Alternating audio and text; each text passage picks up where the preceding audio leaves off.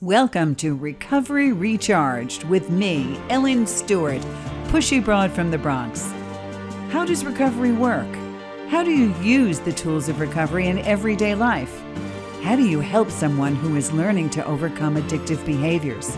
The Pushy Broad from the Bronx is here to talk about recovery in a language that we can all understand. Be prepared for real change by recharging the way you think, feel, and act.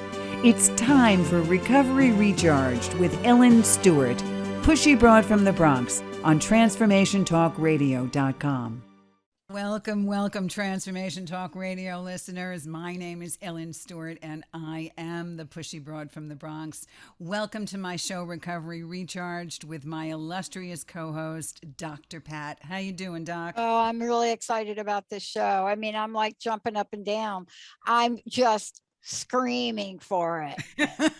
No pun intended. No pun intended. I'm telling you, after we finish this, every parent in America and in the English-speaking world is going to thank us. Trust me. Boy. I'm telling you, we want to talk about something so important today. Parents are going to just celebrate. I met this man back in 2007 when this book was first written, and since then he has written 3 books that are bestsellers. The gentleman that is with us today is a man by the name of Hal Runkle, and he is a licensed marriage and family therapist. He is also a life, love, and leadership coach and a New York Times best-selling author of 3 books, the first of which we are going to discuss today. And I am going to show it to you because I know we're on Facebook Live, and I got this back in 2007 direct from the author, so this is one of the hot off the presses copies. It is called Scream Free Parenting, and when I first got it, you were just it was a tiny bit different than what you look now, but it's okay. And at the bottom of this, it says, raising your kids by keeping your cool. So we really want to see what that's all about. Mm-hmm. And Hal Runkle has made over 1,000 media appearances, including regular spots on NBC's Today Show. He currently co-hosts The Mindset Shift on WSB in Atlanta, where he lives with, and get this, the only woman he has ever dated, his wife of 28 years. That's a story in itself, right, Dr. Pat? We need to do a podcast just on that. Ladies and gentlemen, the author of Scream Free Parenting, Hal Runkle. Hal, how are you today? Great to have you. Well, after that introduction, I'm doing fantastic. I feel on cloud 9. Thank you. I appreciate it. And it is so good to see you again. It is amazing that we met, 16 or 15, 14 years ago. Yes. And that was great. It's interesting to see. I've not seen a hard copy version of the original version like that in a long time. Wow. So this is a collector's edition, is what you're saying, Sure. Here, which is what I have. Did I at least sign it for you, or no, you didn't. I just throw it at you? You just threw it at me. Yeah. Take this book, please. Take this book, please. I am so thrilled to talk to you about this. I have a myriad of questions, and I know Dr. Pat also has a lot of questions. The first thing I want to know is, you say in this book that your mission, and this is such a big mission, is to calm the world one relationship at a time. Mm-hmm. Is that what made you write the book? Tell us about that. You know what? If I were more honest, I would probably say to calm my world first. There you go. If I were more honest about it. And it's because what's interesting is since that book came out, we have since, in 2017, we did a 10th anniversary edition. And I updated it and wrote, a good 50 more pages of stuff. But I also told a story that I didn't tell in the first version. The first version starts off with this funny story about me losing it with my 2-year-old in a Waffle House restaurant here in Atlanta. And the whole time, unbeknownst to me, I was still wearing this stupid paper hat that the Waffle House, the grill man wears. And I'm trying to get him to take me seriously, and with a stupid hat on my head. And my wife pointed it out to me. And it's a funny story. And I wanted to say, look, we're all in this together. We all scream at our kids. It's easy. But there was a more serious story that actually occurred before then that I decided in the 2017 version to actually lead off with. And I was hesitant to tell it because it really is about where I came closest to doing the worst damage a parent can do. And my daughter was born surprisingly. We didn't think we could have kids. And so my wife she was a teacher and she finished her teaching contract. So I stayed home. I was in graduate school. So I stayed home with her for many, many months, which was great. And I still cherish it. She's now 24 and we have this amazing relationship. And I think it was forged in those moments. But she was the worst colicky baby that the doctors had ever seen. And it was 3 hours every day, inconsolable. To where the only thing I could do was bounce her. I had to carry her like a football, like face down, and my hand kind of on her stomach and bounce. I couldn't bounce on a seat. I couldn't rock in a chair. I had to stand and bounce. And so my quads and my biceps were great, but it was every day. And I would try and test myself. Okay, Hal, you can do this. But I was young. I was 24 and 25, and I didn't know what I was doing. It wasn't very mature. And one time I lost it. Then really lost it. What did that look like? What do you mean you lost it? I stormed into her room and I dropped her into her crib. Now she landed on a pillow, but then it got worse. Because then I screamed at her through gritted teeth, shut the blank up. Veins popping on the forehead, this child we never thought we could have, and I'm cursing at her in the worst way possible. And then it got worse. I noticed that my hands were going down kind of like this. And thankfully, for whatever reason, I had the wherewithal to recognize, okay, this is how child abuse happens. This is how shaken baby syndrome happens in these moments. And I saw my hands more than I saw her, which was just an incredible blessing. And so I just backed out of her room. I backed out and I went outside and I screamed up to the heavens, to the universe, to whomever.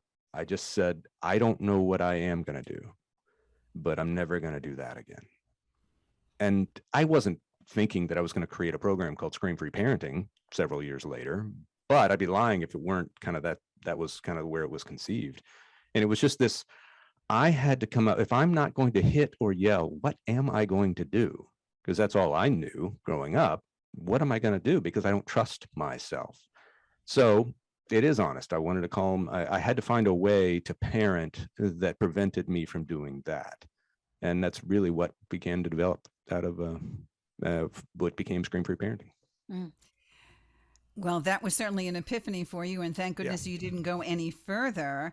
But tell me just exactly what it means to be scream free. Does that literally mean just not yelling at all? I mean, God, you got to let it out somewhere. That would be a real problem in my Italian family. Yes. And it's amazing. I have gotten the opportunity to speak in 20 countries around the globe. And it's amazing how almost every single culture will use that as their, explanation for it. Exactly. Whether it's Italian or New Yorker or, I'm an East Texan, or it's interesting. The only people who don't use their culture that I found to justify yelling are the British. But we all do. There's a University of New Hampshire study that says 98% of all parents have unleashed a psychologically damaging outburst towards each of their children before the age of 5.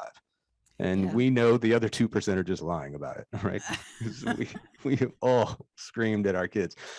And yet it is about lowering our volume, but it's about far more than that. The book really should have been called Emotional Reactivity Free Parenting, but that wouldn't even fit on the cover, right? It's a mouthful. And so I said, when we say scream, what we mean is any form of emotional reactivity, meaning I'm not choosing what I'm doing next. I'm just reacting instead of responding.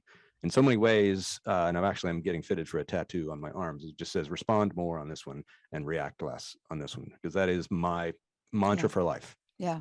Because responding takes the human part of our brain. It takes us learning to pause so we can access that part of our brain instead of just the reptile and mammal parts of our brain reacting into whatever's happening. And when we get reactive, in whatever way we get reactive, because sometimes it's screaming, sometimes it's a 3-day silent treatment. Sometimes it's getting really petty and passive aggressive. Sometimes it's hitting. Sometimes it is being cold and distant. There's lots of different ways to get reactive. Sometimes it's taking the actions of a child so personally that we develop kind of this resentment towards them that spreads out on all of our other relationships. But the reason why we got to focus on that is because when we get reactive, it just makes things worse.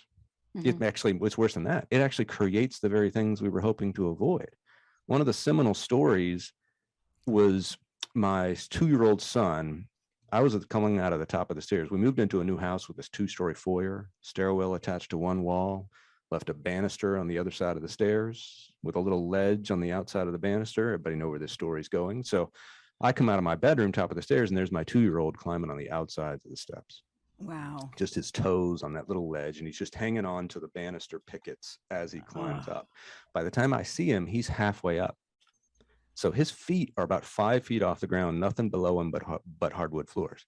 So, okay, Mr. Scream Free, what the heck do you do now? Now, I wasn't planning on going downstairs, so I could have just kept on trucking down the hall, hope it works out for the best, hope I don't hear a splat, and I hear parents all the time say, well, I'm not a screaming parent, I'm a laid back parent. Well, that's just another form of screaming, because what you're doing is saying, I can't stay connected to the situation and stay calm, so I disconnect from the situation. And usually the laid back parent is married to an openly screaming parent who's having to make up for your laid backness. But what am my integrities, my son's in mortal danger. What does my integrity tell me to do? I have to stay connected. But what happens if I stay connected, but I can't stay calm? What happens if I give in to the panic that I'm feeling and I lunge for him or I yell? It just increases the chances that he'll fall. And that's every interaction we have with our kids. When we freak out, we actually increase the chances of the very thing we were afraid of happening. And that's why we focus so much on, it's not about my kid's behavior, it's about mine.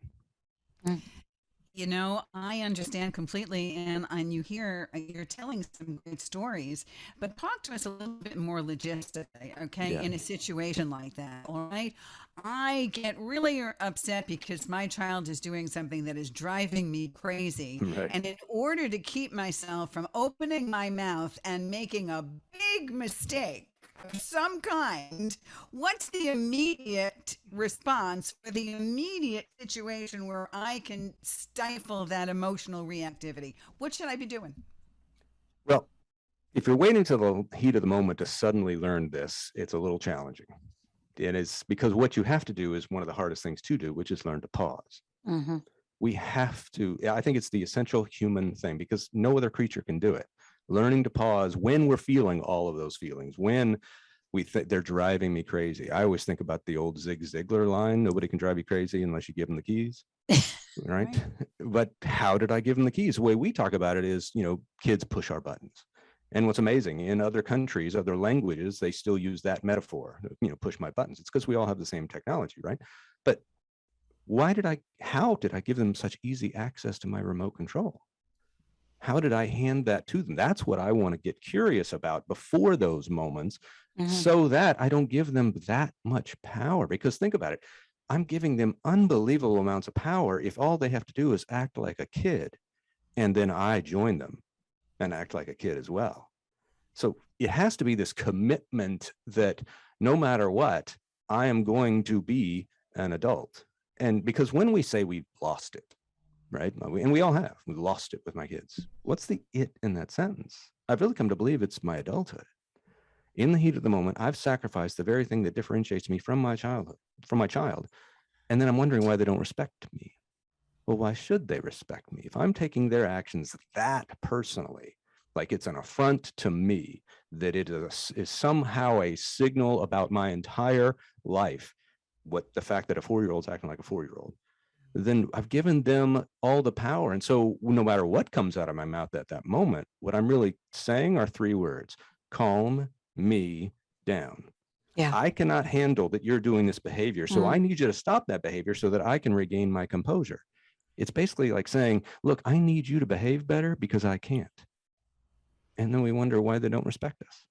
I want to ask you something, and I know we're getting ready to go to break here, and I'd like to talk with you about it when you come back, Hal.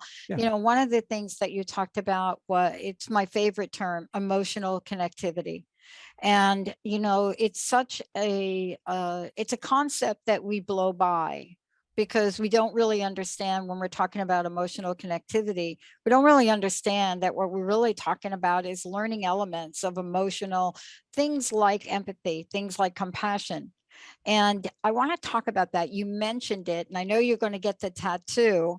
And I want to talk about the difference between emotional connectivity, what that means, and emotional reactivity, because there is this place in the pause. I think this is such an important topic. We have a new host, and her show's name is The Pause. But we're going to take a short break. And when we come back, we'll let everybody know how they can find out more about Hal, how they can take a look and, I don't know, maybe get some kind of signature version of what's going on. But more importantly, to really look at the introspective parts of ourselves, that happen as we are building up that momentum to have an emotional reaction. And by the way, if we're having that reaction with the kiddos, what do you think we're doing at work and other places? Right, Ellen? Everybody, let's take a Absolutely. short break. We will be right back. Fabulous conversation. 1-800-930-2819. If you're getting a little screaming going on and want to get a little help here, give us a call. 1-800-930-2819. We're going to take a shorty when we come back. Are you emotionally reactive, or are you ready to try something different? Maybe a new pair of shoes. We'll be right back.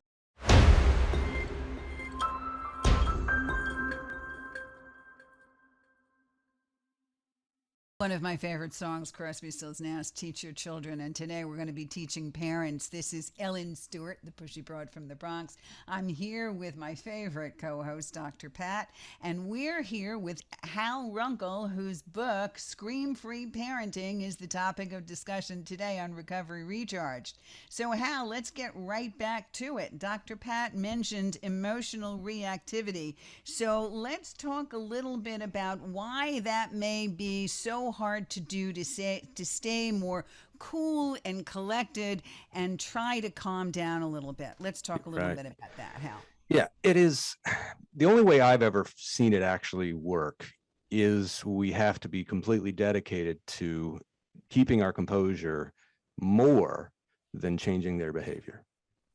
And because when we're so focused on changing their behavior, we will eventually lose it, because it's just going to instigate their own natural desires to not be controlled. And okay, so what you're saying is I can't tell my kid to do something and expect him to do it, right? I can't change his behavior. The only thing I can change is my reaction to that behavior. Right. Is that what you're saying? You can't change his behavior without his cooperation.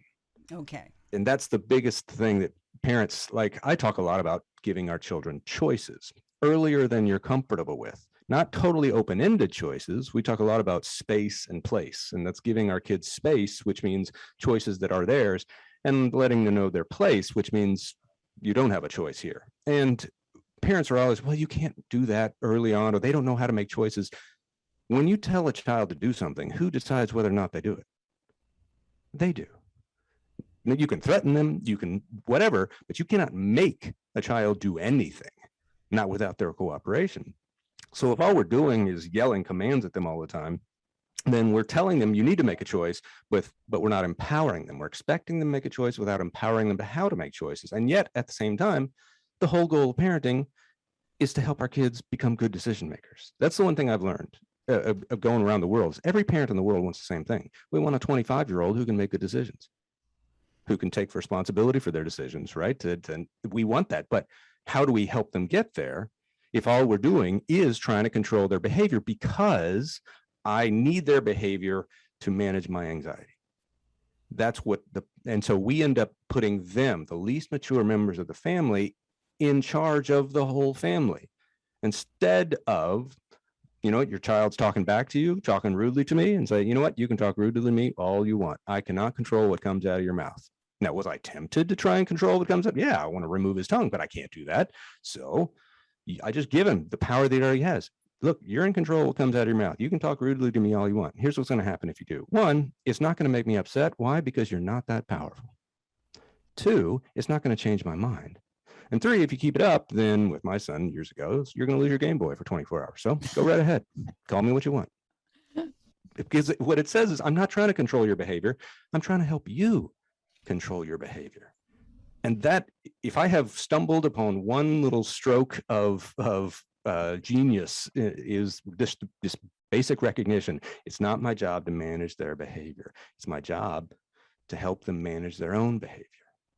And it starts by me managing mine, no matter what. And without that kind of commitment, then I'll just continue to be reactive.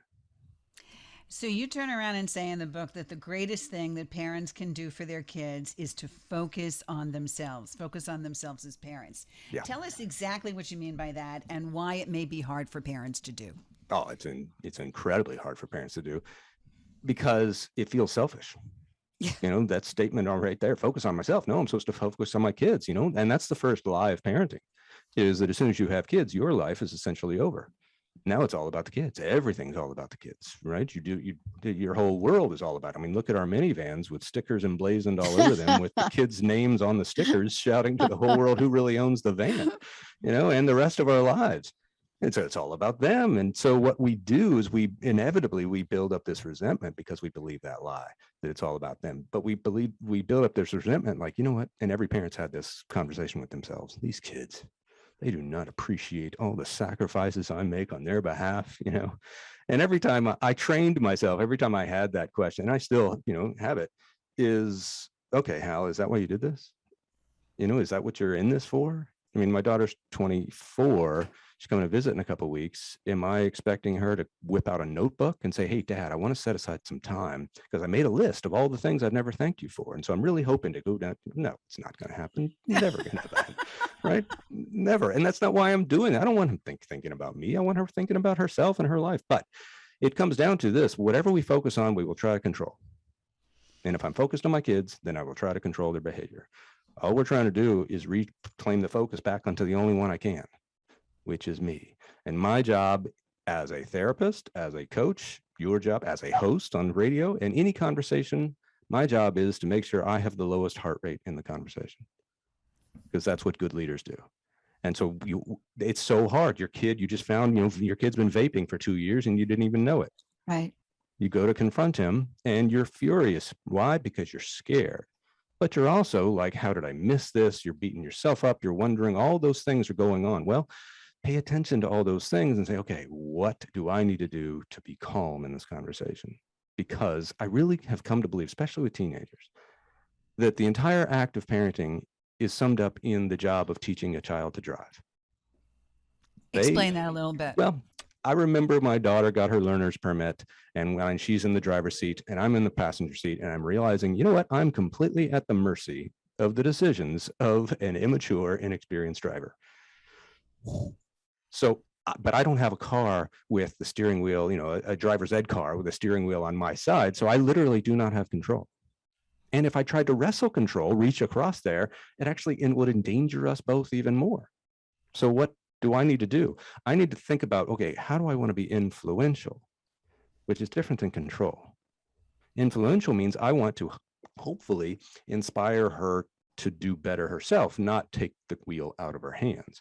Mm-hmm. But how am I going to be influential in that very stress-filled situation? Well, anybody who's ever taught a kid to drive knows you got to be the calmest one in the car. And so I think of that in every interaction. Hey, Dad, I ran out of money. Hey, Dad, or I discovered, you know, that, you know, daughter or son's been looking at porn forever, or they've lied to me about in-app purchases on their phone. I had a dad who discovered a $5,000 bill, you know, with his 13-year-old because he's been buying on a video game. What do they need from me in that moment? Because I got to think about if I'm going to yell, to what end? Just to make them mad? Because what I really want is for them to think about their behavior.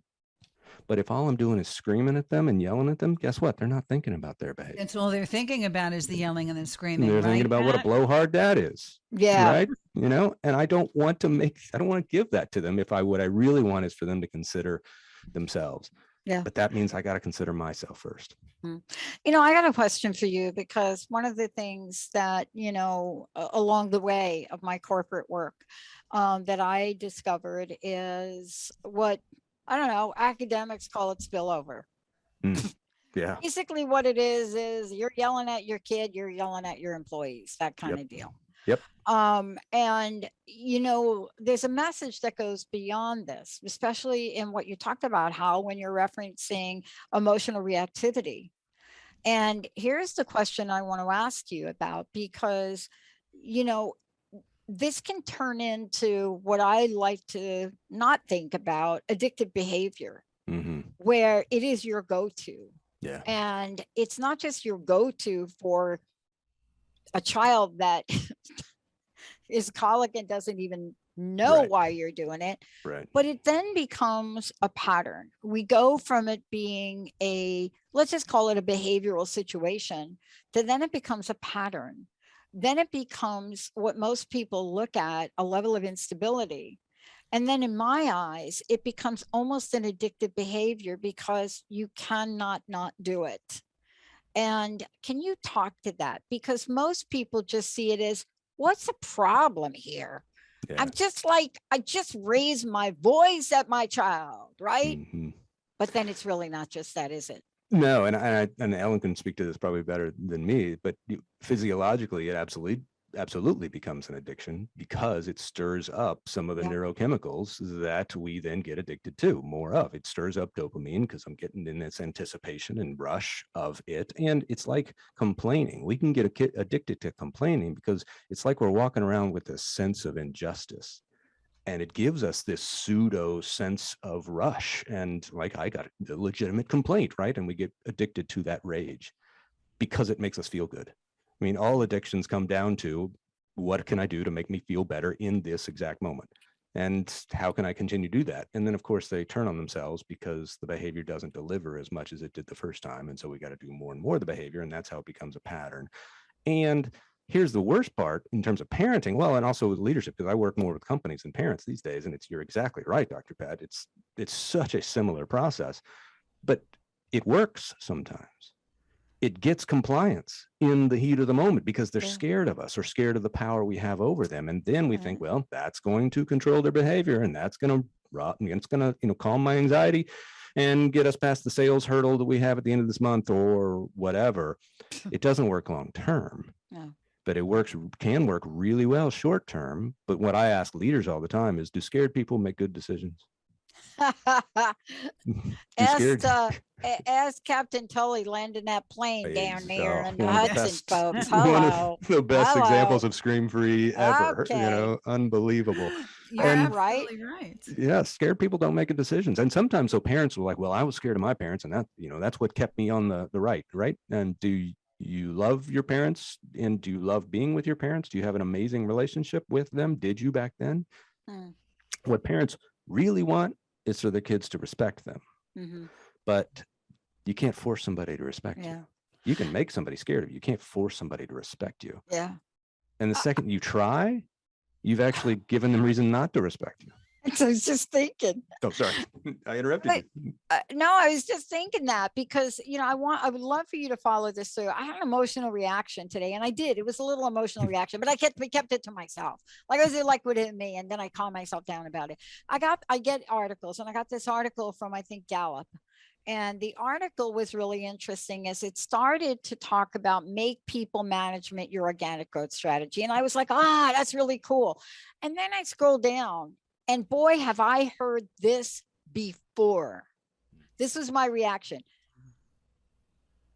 What is the boss to coach journey? Okay, so this whole thing is talking about how bosses should become coaches.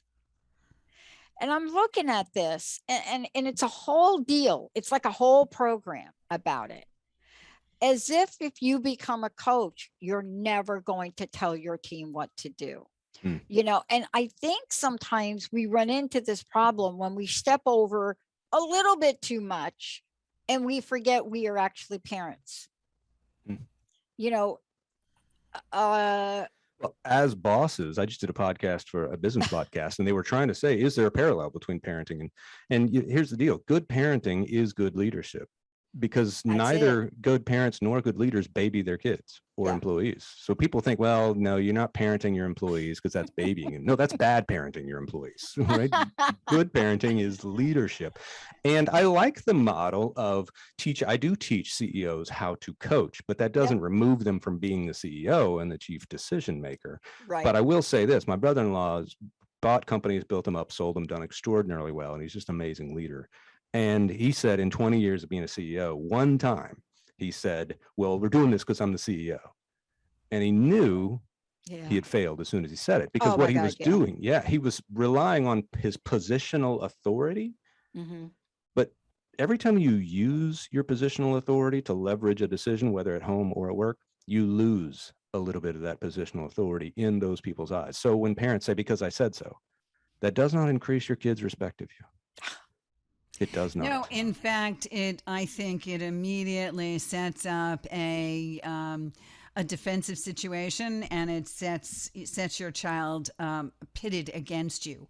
One of the things that I took from your book is you talk about giving kids, or even giving employees, their space or their ability to have their opinions while still maintaining authority. And I think Yes. that's the same thing that happens in leadership as well. To be in charge, as you put it, means to not only be there in a calm way, but to motivate and inspire. And that's something that a boss can do. And that's something that a coach does as well. And that's something that a good parent does as well. So I think that in that way, it's all linked. And that's why, the books that you write, have the same theme. By calming our own anxieties and taking back our own control, we seem to be happy enough with ourselves to let people function in their own capacities. And I think and because we stop seeing everybody as a threat. Right. Mhm. We stop seeing every voice of dissent as a threat. Mhm. I kid you not. So I've got a client right now, client system, very wealthy family in the Northeast that belongs to one of the most exclusive golf clubs in the world. And the grandfather is so reptilian, because reptiles, all they do is see everything as a threat. Like snakes have snake babies, and then they don't see them as babies. They can't form family relationships. They see them as threats to the food supply. So this guy, I couldn't believe it when I heard it, but his 12-year-old grandson is a good golfer, but he will no longer take him to play golf at the club. Why? Because he's a good golfer. Yeah. He So beat he's me. jealous of his 12-year-old Yes. grandson. Instead of bragging to everyone he can meet, Yeah. my 12-year-old just beat me. This kid's amazing. No, Yeah. he's saying, no, I can't take him. He's going to beat me. Oh my God. Yeah. Yeah. And that means it's just reflective of so many of us in leadership positions, that we have the position, but we're so insecure in it that we need people to behave a certain way to kind of reaffirm the position that we've already been put in, Exactly. because we doubt ourselves so much. Yeah. And Hal, let's play this out for a minute if we could, because this really talks to your book. This really talks to Screen Free, because what you just described is a power struggle. Yeah. And think about the power struggle you have with a 3-month-old infant. Like, that is one of the most comical visions. You can actually create like a little comic about it, but it's not funny at some level, because you actually are in this battle, this power struggle. And that power struggle turns into power over. And that's what you just described. The action, it's one thing to scream and be like up in a face of a baby who can't hear you. But what you described is also part of screaming, but there's no screaming. Yeah. Do you know what I mean? Yes. It's an action that expressed that I have power over you. Which usually means, and I need it because I don't have power over me. Wow. And that's really important. Wow. And I need it because I don't have power over me. And Right. that's exactly why Wow. keeping the focus of attention on ourselves and learning from ourselves and where our ego lies and where our own self-esteem and confidence lies is how we project our views on other people. And it's and we develop these weird, bizarre things that maybe we grew up with, like leader never apologizes. Like, what are you, out of your mind? That is the easiest way to earn the respect you've been craving from the people you lead. When Exactly. you screw up, you go to them and say, hey, dude, you know what? No matter what you did, you deserve better leadership from me. I screwed that up. Yeah. And say, no, it's okay. Say, no, it's not. You deserve better from me. Yeah, So I did that apologize. this morning. I did that to 2 producers this morning. I actually hired 3 new producers. We have 4 producers, and everything I learned in recruiting just went out the door when I hired 3 people at the same time. Okay. Right. Yeah. Rule number 1 of recruiting: you never hire more people at one time than the number of people you actually have. We had 1 and I brought in 3 Wow. more. But what a great way for personal growth. But I had to apologize this morning on the show that came before this, because it's my responsibility to know that there are 2 shows, 1 client, and it's my job for new people to let them know, Yeah. hey, you're both working on the same thing. But if you practice that a little bit, it really is humbling. There's a freedom to what you're talking about that is so deep. If people could learn what you're teaching, and I know we're talking about kids, but I follow the statistics on abuse, and I follow, this is, an area that I grew up with and I studied it and so forth. What's been happening in the past 18 months in the quiet of people's homes, we have to figure out a way to give people permission to get some safe help in this arena, even if they do nothing but read your book. Mental health is having a moment, which is great. I don't like to just keep it to mental health. My new phrase that I'm trying to make popular is self-health, which is physical health, mental health, and spiritual health. But it's got to be, again, that's got to be my number 1 focus, is being the healthiest self I can. And it does feel selfish, but we're scared of being humbled. And yet, I love you talk about this power struggle. Ultimately, the power struggle is within me. Is who is in charge of me? Yeah. Is it my anxiety, or is it my principles? And that's wake up every day with what is driving me. And if I say somebody else is driving me crazy, then it's not them. It's my anxiety about their behavior that's driving me. And anxiety is such at an all-time high for a number of reasons. And we can show the stats, right? And it started well before the pandemic, but this just gotten obviously elevated quite a bit. But anxiety is so high. And because, you know what, it's like this thing where we're supposed to need people and they're supposed to need us. And then that's what makes a good relationship. And I think that's the biggest lie in the world. It's one of the biggest lies about about marriage is that we're supposed to need each other. You know what? That's like 2 ticks without a dog, just sucking the life out of each other. That is not a model for a relationship, but it's this need. You know what? I want my wife. I don't need her. I don't need her to validate my position, because usually what that means is I don't feel secure enough in my own position. And so what I'm trying to help my clients do is go from insecurity to inner security. That's the journey, because when I have inner security, then I don't see everybody as a threat. I don't need to control anyone else's behavior. I don't even need to control my kids, because why would I? They need to control their behavior. Who's responsible for my kids? Now, and that's what this is the biggest lie, I think, in all relationships, is that I'm responsible for someone else.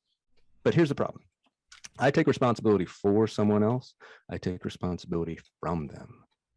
And then I complain when they don't take responsibility for themselves. But why should they? How can they, if I've been taking responsibility for them and their behavior and their choices their whole lives?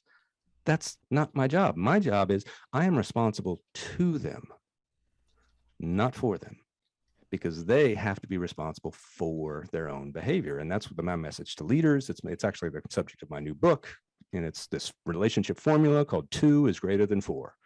Meaning my responsibility to you is what I have to concentrate on, because I can't take responsibility for you without taking it from you. And so if my job is to help people become more responsible, then I've got to first do it over me. That's a very particular distinction, and that really helps us a great deal. So Dr. Pat talked about, of course, her business and what she does with her employees, and we're also talking about parenting. And Hmm. in the world of recovery and recovery clients and all the parents that I deal with, there are specific problems that come to them, and most of the time that comes from teenagers. Yeah. And the most direct questions that come to me, I thought maybe we'd do some scream-free workaround so parents can get some immediate help here. Let's Awesome. say parents have determined that their child is smoking pot in their room, and they go to discover it, and they don't know how to approach their child and get them to stop. Talk Yeah. to me about how that parent can go about this in a scream-free way. Give us an idea. Well, the first thing, of course, is you got to pause.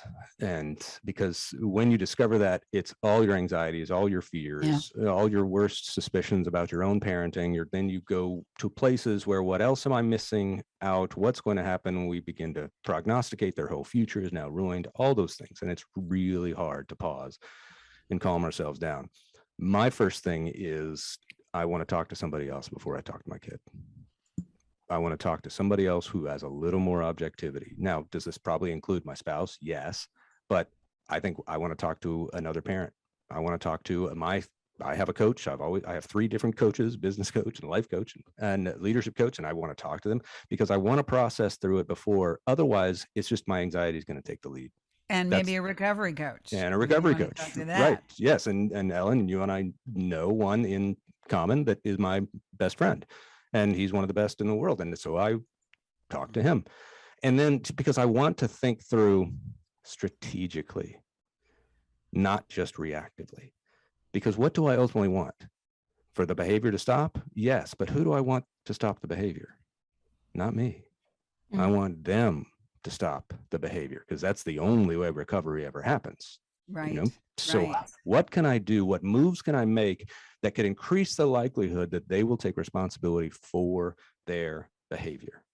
Now, does that mean I allow things? No, I got to control what I can, but how much can I control? I can control my environment. I could do drug testing of them. That might absolutely be the right move, but I can't control what they do outside my house. I've got so many parents over the years that, I have Life 360 and I'm control and I can see what my kid's doing at any time. And my question is, okay, until when? And just because you can see it doesn't mean that you can do something about it. Okay, so Exactly. I'm watching my child get high, so now I'm still faced with what do I do about it? What do I do about it? So Right. can I have a mature conversation with my child about this and tell them genuinely about my concerns? And especially, pot is a tough one because it's now legalized in so much part of the country, and it will be across the country, I think, within 5 years. And I'm a big supporter of that. I hate criminalization of that, but not supporter of it with teenagers because it's terrible for the teenage brain. Terrible. So I want to talk to them about that. I want to help them understand there's freedom for you to do whatever at a certain point. But now I'm going to do whatever I can to not allow it in the circumstances I can. But ultimately, I can't stop you. Only you can stop you. Let me ask you about this, Hal, Yeah. because this is a solution that one of a parent made who has over close to 2 decades in recovery, part of the recovery effort. And, we know you cannot stop it. Yeah. But, these beautiful conversations, and believe me, she's had them. And you do things that need to be done, right? To say, this is not in my home, and this is the consequence if it's in my home. Right. And parents do that. And they don't have to do it screaming, right? Most of the folks I know that are in recovery that have this conversation, it's not a screaming one, right? Because they know that doesn't work. But I find this new interesting approach now, and it is more than one parent doing it. It sounds odd, but they are doing random UUIs, right? Different term, different drug, I guess. And that's urine analysis. And so I find it fascinating how powerful this is. And yet some people see it as completely invasive. Yeah. I don't know. like having your 12-year-old continue to smoke pot in your house. I don't know, but the effect of it is really interesting. And, and it's not just like you do a random analysis without having conversations, but I'm finding around that issue, people are getting really creative. How? I don't know. What do you think? They are. Well, there's a dad that just said, look, when you start sixth grade, from sixth until 12th grade, doesn't matter what your behavior is, I'm going to randomly drug test you. It's a Before thing. anything had ever happened, before there's any, he's like, my kids probably, I don't see them doing it, but here's why he did it, is it gave them an easy excuse to say no to their friends. Like, I can't, my dad's going to drug test me. Exactly. Well, which was that's interesting. Yes, I it thought that was really is interesting. And if you could think about this tack, is our job as parents in many ways is to prepare our kids for life without us, for the real world out there. And are there jobs out there where they're going to be randomly drug tested? Yes. Of course there are. There are already schools, public schools. There's no question about it. Oh yeah. So I'm just preparing them for the eventuality they're going to do. Now, some people can say, well, that's just going to encourage them to get better at hiding. Okay. I will always say this. Relationships are more powerful than rules. They always have been, they always will be. I want to concentrate on building my relationship with them so that no matter what their behavior is doing, I never want them to be so terrified that they can't talk to me about it. I would rather them tell me, yes, I'm going to continue to do drugs. You can test me. It's going to be positive. I would rather, as long as we're still talking, then there's a chance. Now, that doesn't mean you don't have rules. Doesn't mean you don't have guidelines. Yeah, you don't get the car. Yeah, exactly. I'm not actually right. And that's one thing is, look, if you continue to test this, I can't responsibly allow you to drive a vehicle. Now, here's another thing. And Ellen, our common friend, we both did this with our children. David Blackwell is our common friend, who's a brilliant recovery coach. And he just told his boys, look, I know every treatment center in the country. I can get you into a bed immediately. If there's 2 incidences of you abusing drugs, you're going. Why? Because I love you. That's why. And I don't want it to take a foothold. What you do after you leave is up to you. Launch out into the world. But until you're 18, I have the power to do this.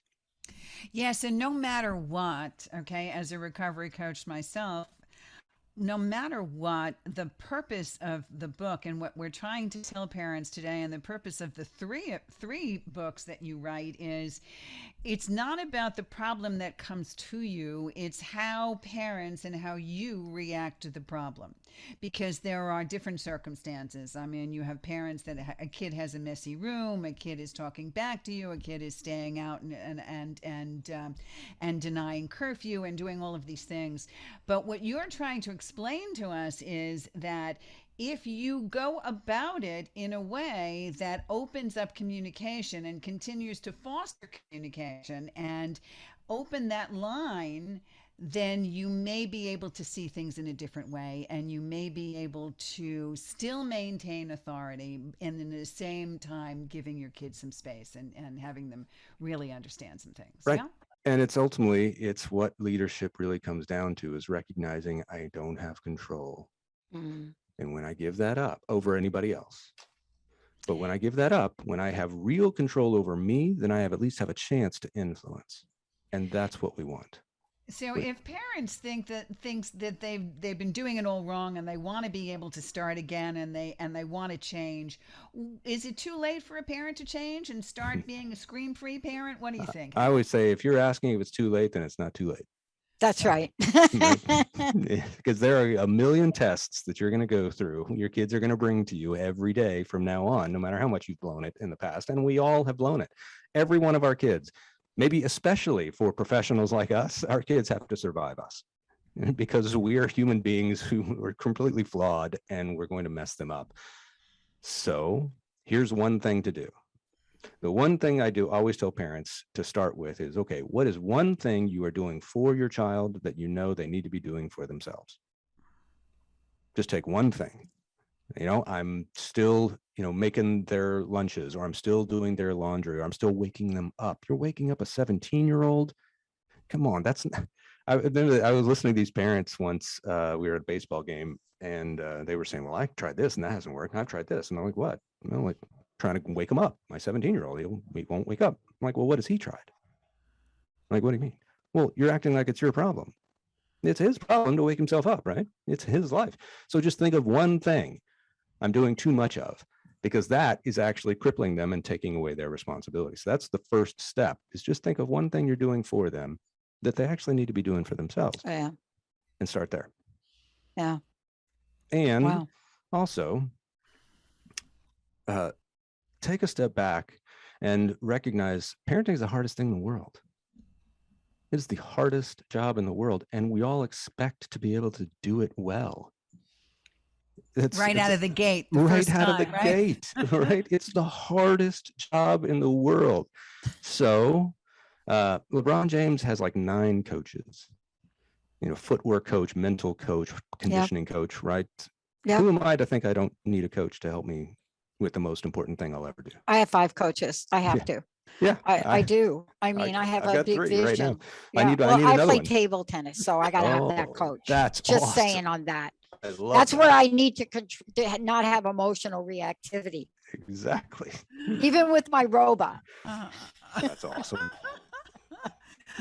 Listen, I'm glad you brought that up, because this is the conversation, Hal and Ellen, and we've talked about it a lot.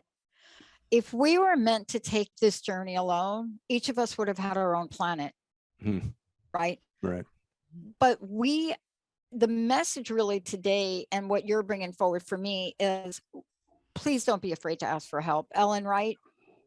Absolutely. That's the number one thing. And maybe that's the first thing that parents have to realize in order to change situations around. Yeah. Right? Just say, okay, I don't have all the answers, and it's okay that I don't have all the answers, but I know where to get some help, either with me or with Hal. So, Hal, today, do us a favor, tell us where we can find your book and where we can find you.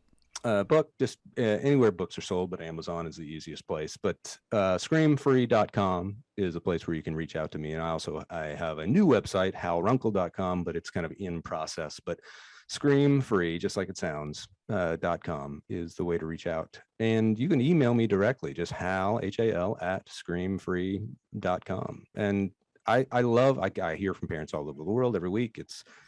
It's amazing. The problems are kind of changing, and because it's a new digital world that even is different than when my kids were growing up. And so there's constant, but the issues still ultimately remain the same. Is what am I responsible for? What am I not? How do I lead them? How do I parent them better than the way I was parented? That's fantastic, Hal. Thank you so much. And also, if you need some help from me, the recovery coach, it's Ellen Stewart, Pushy Broad from the Bronx.